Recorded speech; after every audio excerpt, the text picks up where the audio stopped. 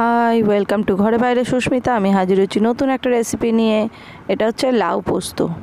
লাউ পোস্ত বলতে এটা হচ্ছে লাউ শাক দিয়ে পোস্ত।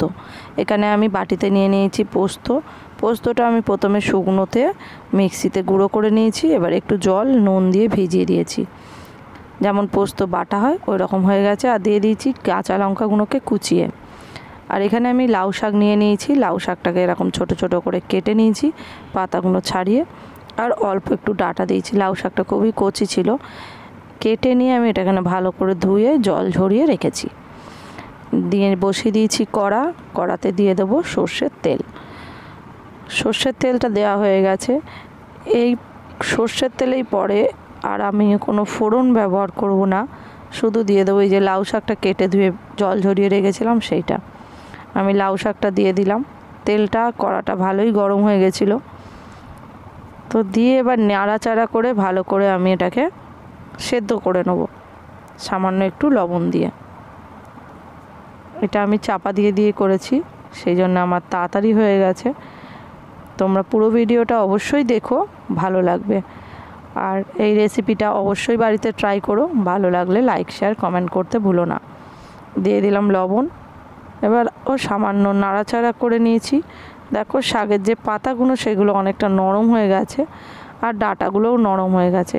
শাকটায় কিন্তু তখনও পর্যন্ত আমি জল দিইনি, এখন জলটা দিলাম। এই লাউ শাক কলমি শাক যে কোনো শাকেই কিন্তু সামান্য জল বেরোয়, তো ওই সামান্য জল দিয়ে আমি চাপা দিয়ে দিয়েছিলাম। দেখো চাপাটা খুলেছি, কতটা সেদ্ধ হয়ে গেছে, জলটাও মরে গেছে। এবার যে পোস্তটা আমি ভিজিয়ে রেখেছিলাম, লঙ্কা পোস্তটা, ওটাকে আমি দিয়ে দিলাম। দিয়ে ভালো করে নাড়িয়ে চাড়িয়ে ভালো করে শুকনো করে নেব। এখানে আমি জল টল কিচ্ছু ব্যবহার করব না, আর যা জল এতে আছে এর মধ্যেই আমি রান্নাটা করব। এই ফাঁকে কিন্তু আমি ওই পোস্তর যে বাটিটা ভিজিয়ে রেখেছিলাম, সেই বাটিতে একটু জল দিয়ে সেই জলটাও আমি এখানে দিয়ে দিয়েছি। দিয়ে আমি একটু সামান্য আবারও চাপা দিয়ে দেব, যাতে অনেকটা জল বেরিয়েছে, যাতে জলটা তাড়াতাড়ি মরে যায়। দেখো চাপা দিয়ে দিয়েছিলাম, জলটা কতটা শুকিয়ে এসছে, আর দেখতেও কত সুন্দর হয়েছে। এবার এটাকে যেটুকানি জল আছে এক্সট্রা, সেটাও আমি নাড়াচাড়া করিয়ে ভালো করে ভেজে নেব। আর তো এরপরে আমি দিয়ে দিচ্ছি এখানে চিনি। লাউ শাকে একটু চিনি দিলে ভালো লাগে। লাউ শাক, পালং শাক, পুঁই শাক এগুলো রান্না করতে সামান্য একটু চিনি ব্যবহার করলে ভালো লাগে খেতে।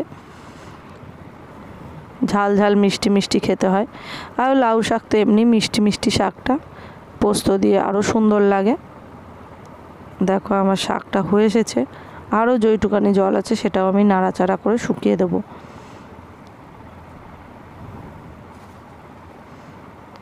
এই রান্নাটা করতে বেশি সময় লাগে না, তোমরা অবশ্যই ট্রাই করো এবং একটা লাইক দিয়ে আমার পাশে থেকো। দেখো আমি এটা বাটিতে ঢেলে নিয়েছি। খুব সুন্দর খেতে হয়েছে, ঝাল ঝাল মিষ্টি মিষ্টি। বাড়িতে তোমরা অবশ্যই এটা ট্রাই করো। দেখা হবে নেক্সট একটা ভিডিওতে। পুরোটা দেখার জন্য অনেক অনেক ধন্যবাদ। টাটা।